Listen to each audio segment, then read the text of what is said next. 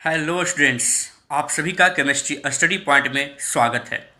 आज हम बात करने वाले हैं क्लोरोफॉर्म के ऊपर। क्लोरोफॉर्म, इसको हम लोग क्लोरोफॉर्म को हम लोग ट्राई क्लोरोमीथेन भी कहते हैं। इसका सूत्र होता है CHCl3।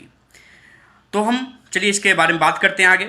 सबसे पहले कि इसे बनाते कैसे हैं। तो जब इसका सिंपल सा तरीका है कि जब हम लोग मीथेन का क्लोरीनीकरण कराएंगे तो हमें क्लोरोफॉर्म मिलेगा।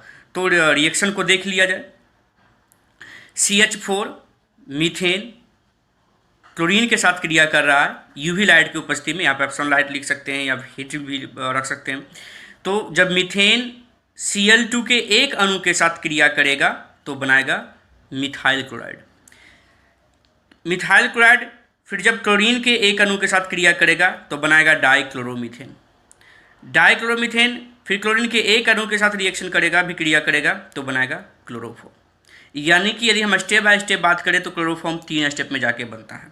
यानी कि हम लोग इसको कहते हैं कि मीथेन का क्लोरीनीकरण यूवी लाइट या सनलाइट या हीट की उपस्थिति में कराया जाता है, तब हमें क्लोरोफॉर्म मिलता है। ये 3 स्टेप में भी इसको आप लिख सकते हैं, है ना। या तो आप चाहें तो क्लोरोफॉर्म को एक लाइन में आराम से लिख सकते हैं कि मीथेन है, मीथेन का यूवी लाइट की उपस्थिति में क्लोरीनीकरण करा रहे हैं तो हमें क्लोरोफॉर्म मिल रहा है ना। अब यहाँ पे Cl2 3 क्यों, आप इस स्टेप से समझ सकते हैं कि मीथेन था, हम यहाँ पे एक अणु लिए Cl2 तो क्लोरोमीथेन, फिर दूसरा जब लिए तो डाइक्लोरो, तीसरा लेंगे तब जाके क्लोरोफॉर्म मिलेगा। यानी कि Cl2 का 3 अणु होना जरूरी है तभी क्लोरोफॉर्म मिलेगा। इसमें होता है क्या चीज, मुक्त मूलक अभिक्रिया होता है कि जैसे CH4 है, एक हाइड्रोजन हटेगा, एक क्लोरीन जुड़ेगा, है ना। जैसे और हम आगे बात करें तो मीथेन है, आप क्लोरोफॉर्म हमें चाहिए तो 3 हाइड्रोजन हटेगा तो वहाँ पे 3 क्लोरीन जाके जुड़ेगा, यानी कि Cl2 हमें 3 गुण रखना पड़ेगा। तो आप इसको ऐसे सिंपल से समझें कि क्लोरोफॉर्म हम मीथेन के क्लोरीनीकरण के द्वारा बनाते हैं, जहाँ पे हम Cl2 अणु की संख्या 3 यूज करते हैं और यहाँ पे यूवी लाइट की उपस्थिति होना जरूरी है। तो सिंपल क्या हम लोग जाने कि मीथेन का क्लोरीनीकरण यूवी लाइट की उपस्थिति में कराएंगे तब हमें 3 स्टेप के बाद तीसरा स्टेप में हमें क्लोरोफॉर्म मिल जाएगा। अब हम आगे बात करते हैं इसके उपयोग को लेकर। इसका उपयोग तेल, वसा एवं बहुत से कार्बनिक यौगिकों के लिए क्लोरोफॉर्म एक उपयोगी विलायक है। विलायक में सॉल्वेंट, है ना। ये जो होता है क्लोरोफॉर्म, ये सभी को अपने आप में घुला सकता है।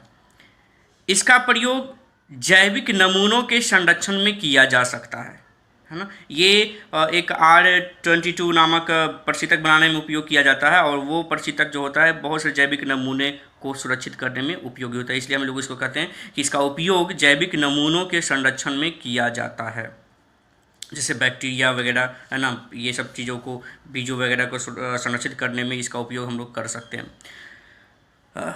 खांसी सिरप को सुगंधित करने में यह उपयोगी होता है। जैसे खांसी सिरप आप देखे होंगे, उसका ढक्कन खोले होंगे तो आपको मालूम चला होगा कि मतलब महसूस किए होंगे कि ये इसका एक स्पेसिफिक स्मेल है, तो उसका कारण ही होता है क्लोरोफॉर्म। हम नेक्स्ट आगे बात करते हैं। बहुत दिनों तक इसका उपयोग शल्य क्रिया यानी कि सर्जरी में समान निश्चेतक के रूप में किया गया।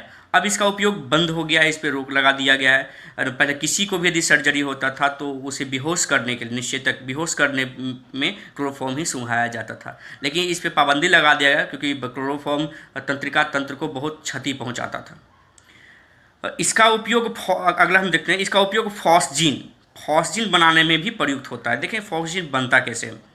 क्लोरोफॉर्म लाइट की उपस्थिति ऑक्सीजन के संपर्क में आएगा तो ऑक्सीडाइज हो जाएगा और बनाएगा फॉस्जीन। फॉस्जीन का सूत्र होता है COCl2,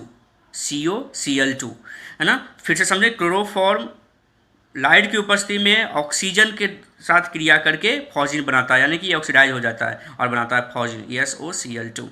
यदि हम फॉस्जीन की बात करें यहाँ पे, तो फॉस्जीन विषैली प्रकृति की होती है।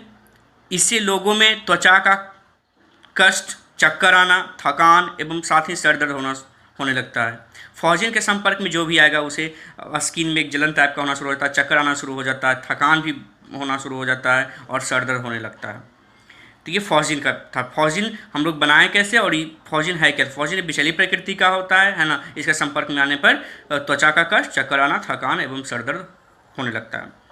इसका उपयोग क्लोरोपिक्रीन बनाने में भी किया जाता है है ना।